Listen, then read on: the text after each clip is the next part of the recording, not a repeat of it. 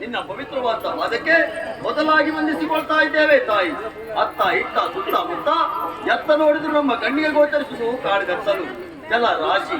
ಈ ಜಲದ ತನ್ಮಧ್ಯದಲ್ಲಿ ಹೇಳಿ ಬಂದವರು ನಾವು ಮೂವರು ತಾಯಿ. ಒಮ್ಮೆ ನಮ್ಮ ಪಾಲಿಗೆ ಭಯವೆನ್ನುವುದು ಆವರಿಸಿಕೊಂಡಿತ್ತು. ಆದರೆ ನಮ್ಮ ನಾಲಿಗೆಯಲ್ಲಿ ಉಚ್ಚಾರವಾಗಿದ್ದು ಓಂಕಾರದ ನಿನಾದ. ಅದನ್ನ ಸ್ಮರಿಸಿದಾಗ ನಮ್ಮ ಕಣ್ಣಿಗೆ ಗೋಚರಿಸಿದವಳು ನೀನು ತಾಯಿ. ಅಮ್ಮ, ಆ ಭಯವೆಲ್ಲವೂ ದೂರವಾದಲಿಗೆ ನಾವರ್ತಮಿಸಿಕೊಂಡಿದ್ದು ಹೀಗೆ. ಭಯ ನಿವಾರಕ್ಕೆ ನೀನು ಎನ್ನುವುದಾಗಿ, ನಮ್ಮ ಸೃಷ್ಟಿಗೆ ಕಾಣಿಕಟ್ಟಲು ನೀನೇ ಎನ್ನುವುದಾಗಿ ಭಾವಿಸಿದವರು ನಾವು. ನಮ್ಮ ಸೃಷ್ಟಿಗೆ ನೀನೇ ಕಾಣಿಕಟ್ಟಲು ಹೋಗುವಂತಾದ್ರೆ ನಿನ್ನಲ್ಲಿ ಒಂದು ಮಾತು ತಾಯಿ. ತಾಯೇ ಯಾತಕ್ಕೆ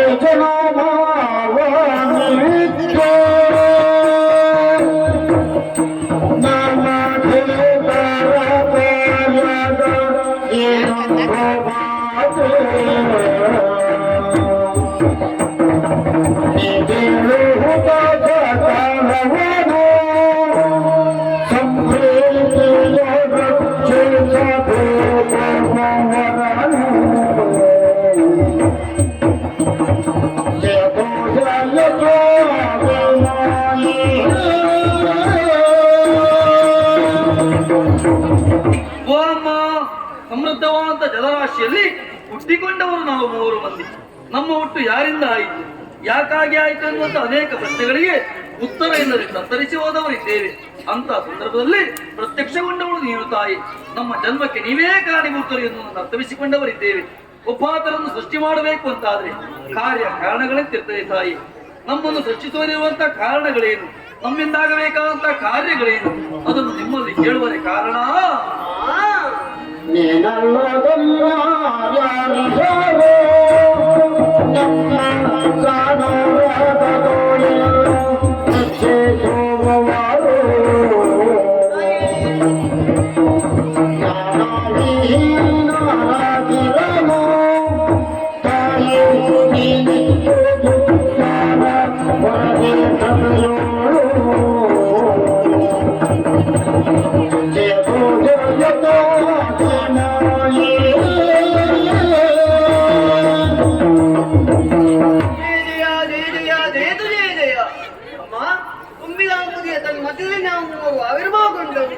ಹುಟ್ಟಿನ ಗುಟ್ಟನ್ನರಿಯದೆ ಪೀಠಮಾನಸರಾಗಿರುವಂತಹ ಸಂದರ್ಭದಲ್ಲಿ ಕರ್ಣದ್ವಯಗಳಿಗೆ ಕೇಳಿಸಿದ್ದು ಪ್ರಣವ ಮಂತ್ರ.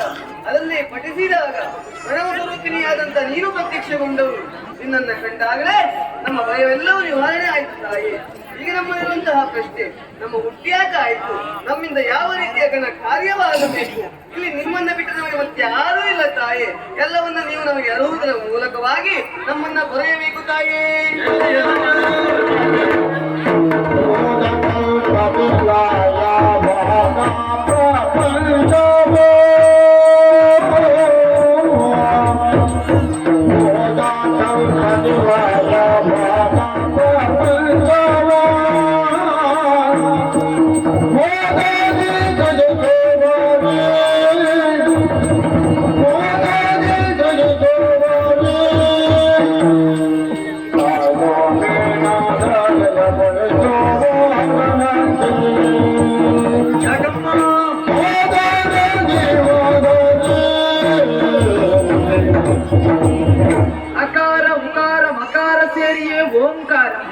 ಓಂಕಾರ ಸ್ವರೂಪಿಣಿಯಾಗಿರುವಂತಹ ನಾನೇ ಆದಿಮಾಯೆ ಆದಿಶಕ್ತಿ ಮಕ್ಕಳೇ.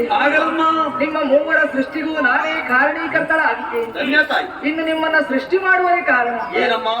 ಕಳೆದು ಹೋದ ಪದ್ಮಕಲ್ಪವನ್ನ ಮುಂದೆ ಬರುವಂತಹ ಶ್ವೇತವರಹ ಕಲ್ಪದಲ್ಲಿ ಸೃಷ್ಟಿಸಿ ಪಾಲಿಸಿ ಲಯಗೊಳಿಸುವರಿಬೇಕಾಗಿ ನಿಮ್ಮ ಮೂವರನ್ನ ಸೃಷ್ಟಿ ಮಾಡಿದ್ದೆ.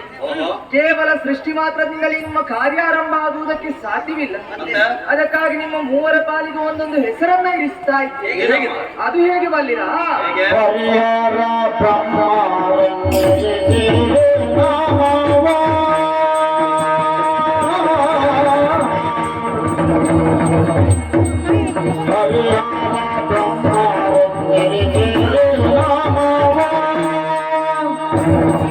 Oh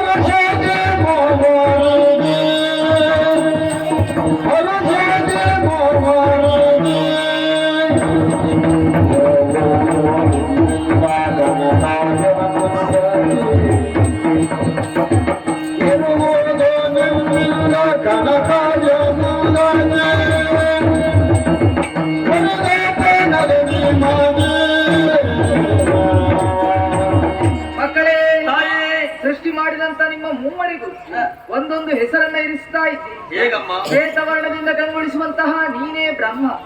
ನಿನಗೆ ಇರುವುದಕ್ಕೆ ಸತ್ಯಲೋಕ ಮಗು. ಅಲ್ಲಿದ್ದು ಮಾಡಬೇಕಾದಂತಹ ಕಾರ್ಯ ಸಕಲ ಚರಾಚರ ಜೀವಿಗಳನ್ನ ಸೃಷ್ಟಿ ಮಾಡುವಂತಹ ಕಾರ್ಯ ನಿನಗೆ. ರಜೋಗುಣವನ್ನು ಅನುಗ್ರಹಿಸಿದ್ದೇವೆ. ದಂಡಿಸುವಬೇಕಾಗಿ ಇದು ದಂಡಾಯುಧವನ್ನು ಕೊಡ್ತಾ ಇದ್ದೇವೆ. ನೀಲಮೇಘ ಶ್ಯಾಮನಾಗಿ ಕಂಗೊಳಿಸುವಂತಹ ನೀನೇ ವಿಷ್ಣು. ನಿನಗೆ ಇರುವುದಕ್ಕೆ ವೈಕುಂಠ. ಅಲ್ಲಿದ್ದು ಮಾಡಬೇಕಾದಂತಹ ಕಾರ್ಯ ಏನಮ್ಮ? ಬ್ರಹ್ಮ ಸೃಷ್ಟಿ ಮಾಡಿದಂತಹ ಸಕಲ ಜೀವರಾಶಿಗಳನ್ನ ಪಾಲಿಸುವಂತಹ ಹೊಣೆಗಾರಿಕೆ ನಿನಗೆ. ನಿನಗೆ ಸಾತ್ವಿಕ ಗುಣವನ್ನ ಅನುಗ್ರಹಿಸ್ತಾ ಇದ್ದೇನೆ. ಹಿಡಿಯುವರೆ ಇದು ಚಕ್ರಾಯುಧವನ್ನು ಅನುಗ್ರಹಿಸಿದ್ದೇನೆ. ರಕ್ತವರ್ಣದಿಂದ ಕಂಗೊಳಿಸುವಂತಹ ನೀನೇ ಮಹೇಶ್ವರ. ನಿನಗೆ ಇರುವುದಕ್ಕೆ ಕಡೆ ದಿಕ್ಕು ಕೈಲಾಸ ಮಗು. ಅಲ್ಲಿದ್ದು ಮಾಡುವಂತಹ ಕಾರ್ಯ ಬ್ರಹ್ಮ ಸೃಷ್ಟಿ ಮಾಡಿದಂತಹ ಸಕಲ ಜೀವರಾಶಿಗಳನ್ನ ವಿಷ್ಣು ಪಾಲನೆ ಮಾಡ್ತಾನೆ. ಕಾಲವನ್ನು ಅರಿತು ಲಯಗೊಳಿಸುವಂತಹ ಕಾರ್ಯ ನಿನಗೆ. ನಿನಗೆ ತಾಮಸ ಗುಣವನ್ನು ಅನುಗ್ರಹಿಸಿದ್ದೇನೆ. ಹಿಡಿಯುವರೆ ಇದು ತ್ರಿಶೂಲಾಯುಧವನ್ನು ಮಕ್ಕಳೇ, ಭಾವಿ ಪ್ರಪಂಚದ ಸೃಷ್ಟಿಕರ್ತನೊಬ್ಬ, ಪಾಲಕನೊಬ್ಬ, ಸಂಹಾರಕನೊಬ್ಬ. ಅಂತೆಯೇ ನಾ ಕೊಟ್ಟಿರುವಂತ ಈ ಕಾರ್ಯವನ್ನ ನಿಷ್ಠೆಯಿಂದ ಮಾಡಿ ಮಕ್ಕಳೇ. ಓ ಮಾತೆ, ನೀವು ಕೊಟ್ಟಿರುವಂತ ಕಾರ್ಯದಲ್ಲಿ ನಾವು ನಿರತರಾದಂತಹ ಸಂದರ್ಭ. ಬ್ರಹ್ಮನ ಸೃಷ್ಟಿಯಲ್ಲಿ ದುಷ್ಟ ಶಕ್ತಿಗಳು ಎಲ್ಲಿಯಾದ್ರೂ ಹುಟ್ಟಿಕೊಂಡಿದ್ದೇ ಹೌದು ಅಂತಾದ್ರೆ ಏನು ಮಾಡುವುದು ತಾಯಿ? ಮಕ್ಕಳೇ,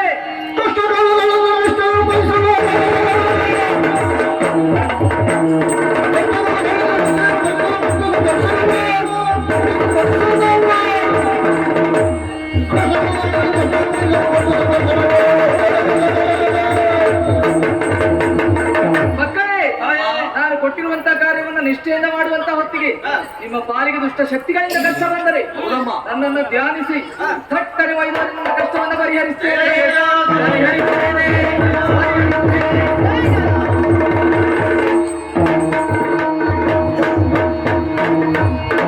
Oh